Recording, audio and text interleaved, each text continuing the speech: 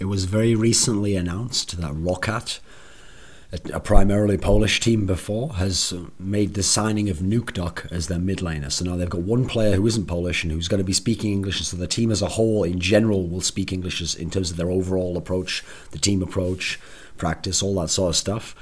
And so this move actually was, I mean, people on Reddit knew about it not so long ago. It kind of gotten out there. It had actually been known behind the scenes by certain people for months at this point in time. People were waiting on stuff like, will NukeDuck be definitely unbanned? Will he be able to play?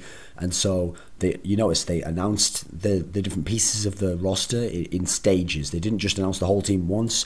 They put something in place here, and then they added something here, and then eventually NukeDuck was kind of the final piece to put in place. And on the surface, people might look at this team and think, okay, none of these players are champions. None of these players have done anything super special in their careers beyond like some good results within their region. But actually, I think, and this is something I've been thinking about since I heard about this first lineup months ago, I think ROCCAT has won the off-season. And what I mean by that is in an American sports context, when a trade happens or during the off-season when people are trying to make acquisitions and get rid of certain pieces and get other pieces to fill certain holes or roles in their team, you ask like who won out here, who did the best essentially in the off-season and with what they had and what they got and what they've ended up with. And I over the whole off-season, in all regions combined, I actually think you could make a case that ROCCAT did the best. In Europe, I think they definitely did the best job of all the teams. And I think in the West, overall, they did the best. So let's just think of a couple of the other big moves that happened in the off-season.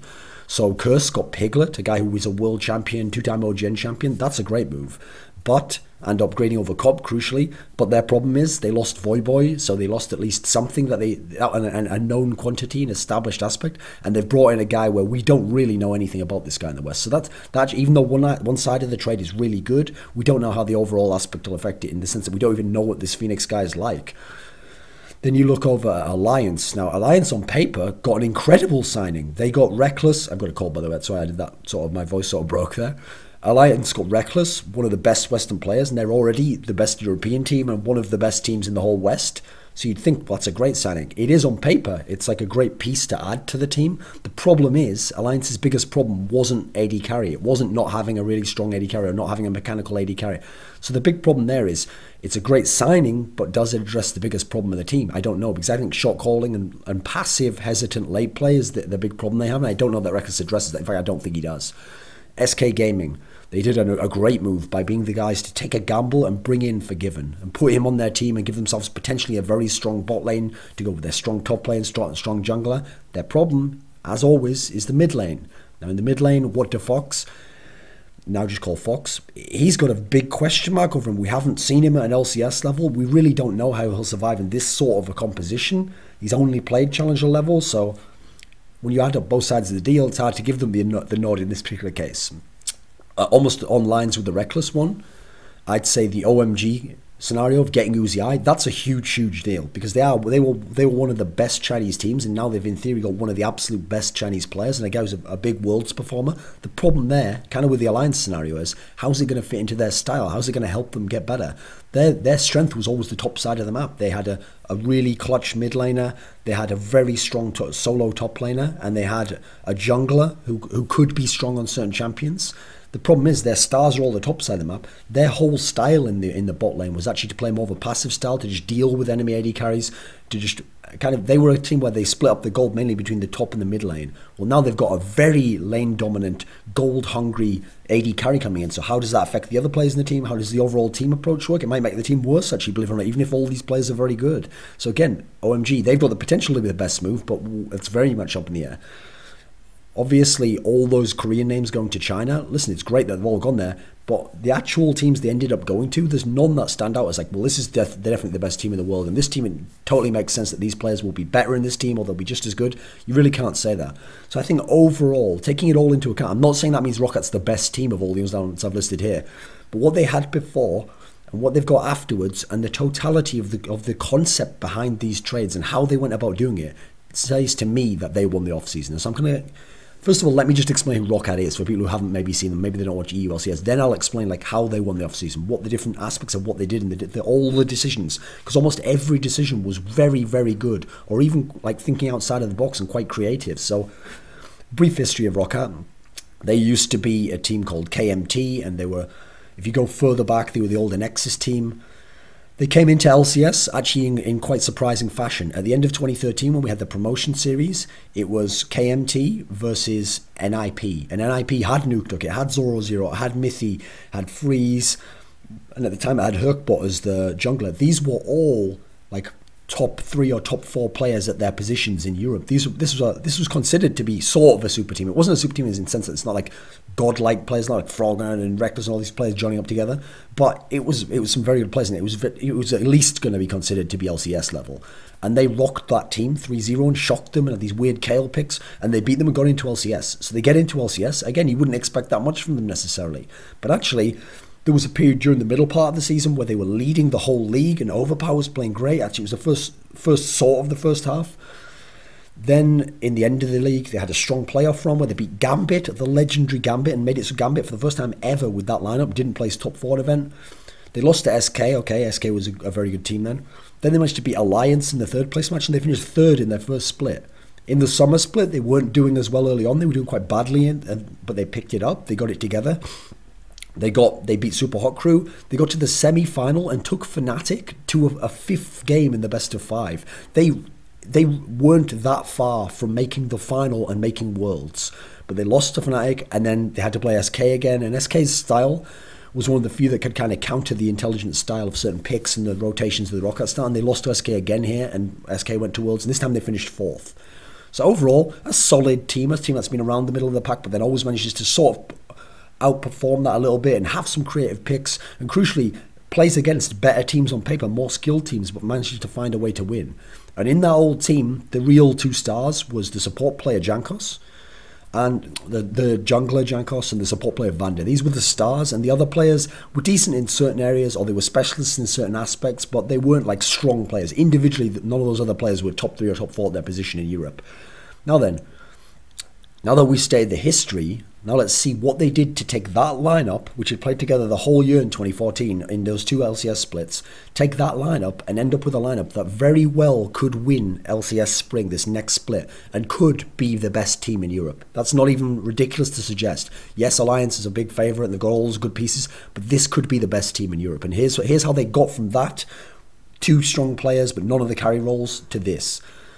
So first things first, I can't stress this point enough, because luckily I was privy to actually being able to talk to some of the guys behind the scenes in ROCCAT, some of the management aspects, and they actually shared some of these plans with me and kind of like discussed some of these aspects with me and their thoughts behind it, and actually to some degree asked me like what I thought of some of the things. But I think they would have made certain decisions regardless of what I'd said. I just kind of gave them my input because it was an interesting process. And so one of the things that impressed me the most was that actually, first of all, this manager, even though he had a team of all these Polish players and they had stuck together and had some good results above what you'd expect from them, he wasn't like a lot of the old school NA teams where they hang on to a name, or they have a player who's like not that good, but they're like, but we like him and he fits with our team. He was actually willing to say, no, listen, our aim has to be to try and be the best team in Europe, has to be to try and go to the next Worlds and actually win these tournaments and get to a higher level. We don't just want to stay stagnant. So even though that means we've got friends at these positions who we like, and we can make them work to a degree, I'm willing to get rid of them if I can get better players, if I can upgrade, if I can make the team better, if the concept makes sense. Not just getting a good player, but it has to make sense in the concept of the team.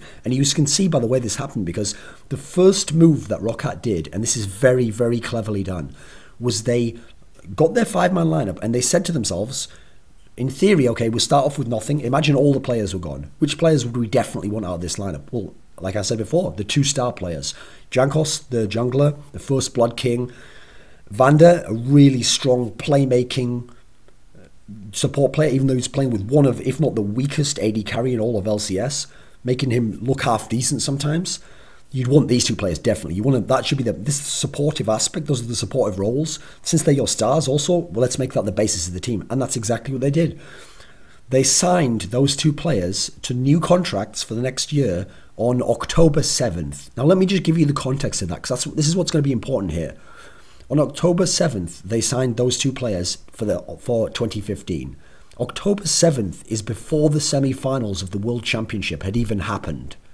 Now, all these other teams, Alliance, Fnatic, SK Gaming, all these, none of them had made any moves at this point. Maybe they'd behind the scenes discussed it or thought about it. This guy's already locked up the 2 players he must keep, his 2 real most valuable players. He's got them locked up before Worlds even finishes.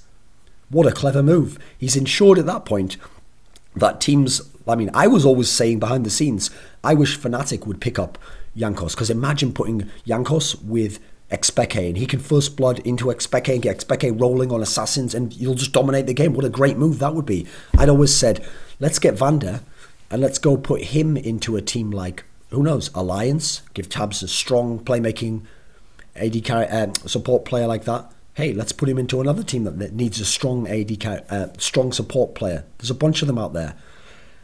In this particular, I mean, American teams would obviously stand out in that sense.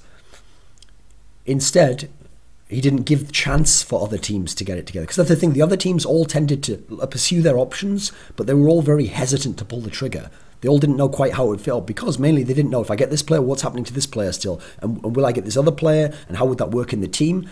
Instead, this guy locked up the two players he knew he definitely wanted to, first of all, ensure they're on his team, so he's got his basis of the rest of his plan to build off. But secondly, to ensure no one else can come in and say, oh, TSM, right, well, I mean, TSM couldn't because of the rules, but a team like TSM who needs a strong jungler, right, let's get Jankos, we'll take him with us. That can't happen. He's got signed up and he's got them agreed, and he's also got them on board with the plan of what's going to happen. This was a very, very cleverly done set of moves. Also, as well as signing those two players, he also re-signed Overpower at the time. Now, the logic behind re-signing Overpower comes into the next aspect, which is beyond those two-star players. The next most valuable piece that you had, that you don't necessarily have to get rid of, like you had to get rid of Axis, you had to get rid of Celiva. They just were never going to be good enough at those carry roles to be the, have you be the best team. It was going to be very, very difficult to be at that level. But Overpower, the thing about him was, he's not on the level of what Soaz does in the top lane, but to a lesser degree, he has something of the quality that Soaz has, in as much as he's very creative in terms of his picks. And what happens as a result is he's not super strong on particular champions. We saw this as a mid laner at the beginning of the spring season when they were doing well. But he can make his champion pool super wide, and he can have weird counter picks, kind of like Soaz, that you've never played before. And he can have a champion where the first game he plays it, he'll play it in such a unique way that it will be effective. It won't be a bunch of times like we think when he picked Mordekaiser and he won the first one and lost the second one. In that sort of a vein, that is a unique quality to have. Now then, as a mid laner, if I have this strong jungler like I have, I don't want that as my mid laner actually. I want a reliable or a strong or an aggressive or a full carry mid laner who has certain champions, and I know my structure. So instead what they did was, they said, okay, we have to get rid of Xaxis. He was only really good in the tank meta and they dropped off a bit, and then he was best when it was like we had just weird picks for him or we had some unique concept, but he's not a carry top laner. So instead what we'll do is, if our team's going to have a strong bot lane, strong mid lane, really strong jungler, let's just have Overpower go top lane. Let's keep to Overpower, but take his weird meta up there and make him sort of like a mini Soaz in the top lane, and he can try out all his weird picks. And also he plays a lot of the AP tops from his time at mid lane, and he has such a wide champion pool that actually it's not like Alexic going to the top lane having to learn a totally new set of champions or fall back on old mid lane champions. Overpower has some of these champions already. So that's the biggest calculated gamble in this. But it's not that bad a gamble, especially because he doesn't have to be the full carry. Like, there are great players in other positions here, and the whole team is getting stronger at all these other positions. So that actually, if Overpower can just be decent, I think he can contribute to this team. And again, you've kept his quality there. So you've kept him as well. And he was announced also on October 7th. So you have the three pieces in place there. Now all you needed was, you needed your mid laner and you needed your AD carry. So the next piece that they picked up was they got their AD carry. And for the AD carry, they got Woolite, who'd played in Copenhagen Wolves. Now, Woolite wasn't, I think he got a bit overhyped. He wasn't some great AD carry. He wasn't on the level of Tabs or Reckless. I'd say he was more around the level, and even then not quite on it, of the, like, Misteralis sort of, that sort of guy. I'd say that people like, maybe he could compete with, like, the Candy Pandas of the world. But overall, he wasn't some super sick player. But he was one of the better players in Copenhagen Wolves, without a doubt. He had some decent performances, in theory, with not such a good support. So you take him, and crucially, he is Polish. So just in terms of the bot lane only dynamic, if they want, they can speak in Polish, if that makes it easier. Or when they're speaking separately outside of the team concept, they can discuss in that. So maybe that helps there as well with synergy. And also, the way they brought him in, they had a chance to practice with him. They got to play with others. Like, I think maybe Creaton's someone they looked at. Another Polish guy, but a very mechanically strong guy who's been down on the luck the last couple of years. So they got Woolite in. Now in Woolite, you've just got a serviceable player there. A player who can be good. Like we saw him have that one good game against CLG in the first game. And had some games that weren't so good, and Doublelift outshined him in the rest of the series.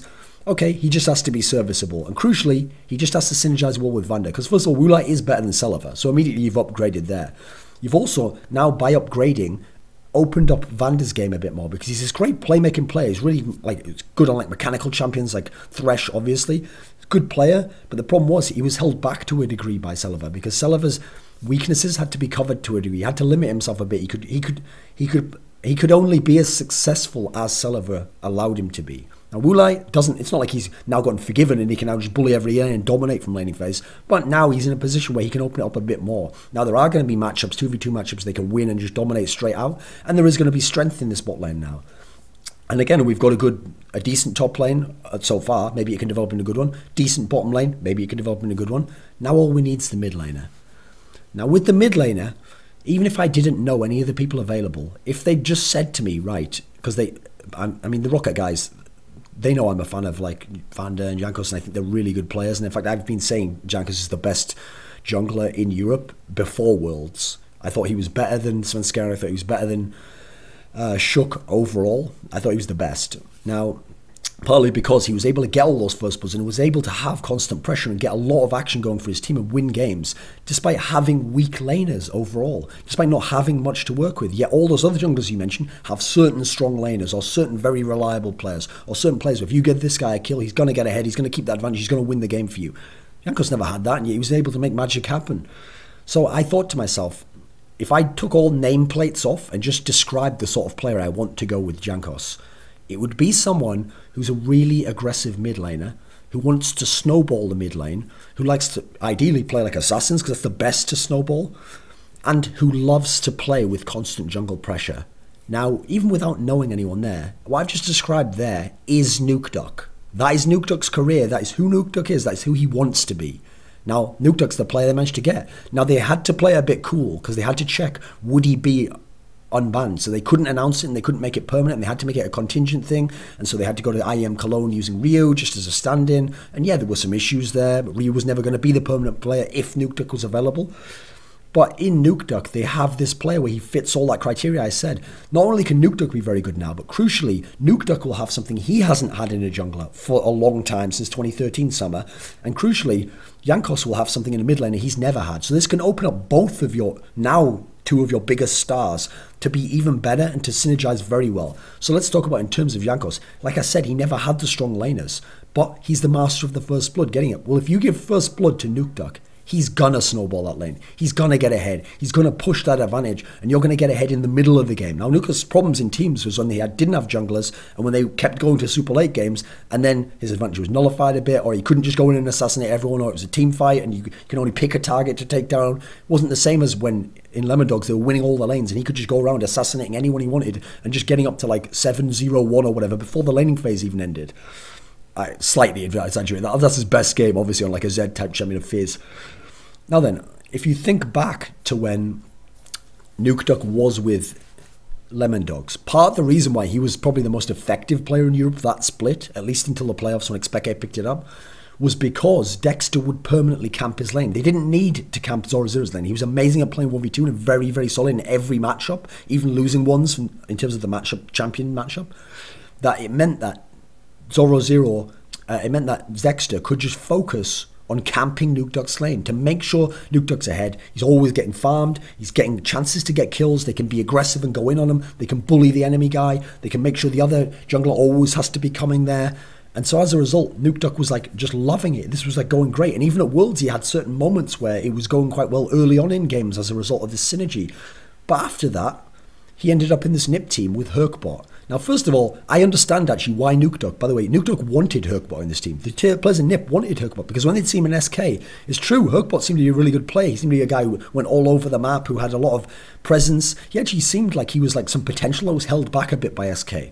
Now, what we didn't know was, for some reason, Hercbot just choked crazily when he got into this NIP lineup. He just never did well. He didn't do well at the IEM tournament when they were in the Animus section. They lost in the final to Copenhagen Wolves. He did terribly. He was the... I know people like to blame everyone in that KMT series that they lost in the Promotion series, which is the team that became ROCCAT now. And everyone likes to focus on the mid lane because they see that NukeDuck was supposed to be a star and Overpower was supposed to be nobody, and Overpower picked Kale 2 times, and we hadn't seen this before, and was very effective and was like near unkillable. But actually, if you look at Nuke Duck's scores and you see Nuke Duck's way of playing the game, he never got dumpstered. He never got bullied around. He had some games where he got some kills. What really happened was the team lost by being super hesitant and never having an engage from the jungler and never making map pressure, never making plays around the map with the jungler. And so as a result, they would just get their lanes decently, they were doing fine, and then it would get to late team fights and they were never decisive. And they always waited until they got outscaled and everything just went to shit. And it was Nuke Duck, he didn't do much, that's true, but he also wasn't really in many positions to. Really, the person who was the most to blame for that series, I'm sorry, has to be Herkbot. He played a Mumu 2 out of the 3 games and just did fucking nothing. Then in the 3rd game he played Lee Sin, which had been a decent champion for him. He was like okay, but even then he got behind. He couldn't really, as a result, he couldn't make much pressure. With the Mumu, he just never made plays. He never even tried to do anything until late. So as a result, his stats for the 3-game series was he had 1 kill, 11 deaths, and 11 assists. That is shit. That is fucking appalling. Especially with the strong players you've got in those other lanes like that. You should be making something out of that. And even the fact he went back onto a Mumu like that, to me suggests, when I look at that period of time, he was hesitant, he was nervous, he was worried, he wanted other people to make the plays. He was the jungler with stronger lanes. He was the opposite of what a Jankos is, where he had the strong lanes and didn't do anything with them. So give Nuke Duck a strong player like a Dexter, but even better than Dexter. Give him this strong player who's going to give him early pressure, who's going to get him kills, going to get him rolling, and he can snowball. Assassins can be played. He can dominate. Now, will Nuke Duck be the best mid laner in Europe? Unlikely. It seems unlikely to just jump right up to the best. But as long as he can be top 2 or top 3, you've got a very dangerous weapon paired with one of the top 2 or 3 junglers, if not the best. And you add these two together with other players who can play safe or just play decent or be decent against most opponents. And I think you have a very dangerous team. And plus, as you can see there when I laid out the steps, it wasn't just that this team, like they threw a bunch of names together at the last minute and they got this guy and they got this guy and oh, we just happen to have a good team here. This team was constructed. There's a logic behind each of these moves, and every step of the way, every decision was not only the right decision, but it was about the best they, as just a small organization and team that's never going to be an all-star, superstar team, could make in that situation. And so as a result, I think they've won the off-season. ROCCAT did a great job putting together this team, and I think they have a chance to win LCS. I think they can be top 2 or top 3. I think top 3 is a lock almost for them, but they have the chance to win, and crucially, it's all because of the approach that they took in doing this. It's not just the players they got, it's how they got them, and their logic behind how to pursue a player, when to bring him in, and what a clever set of moves.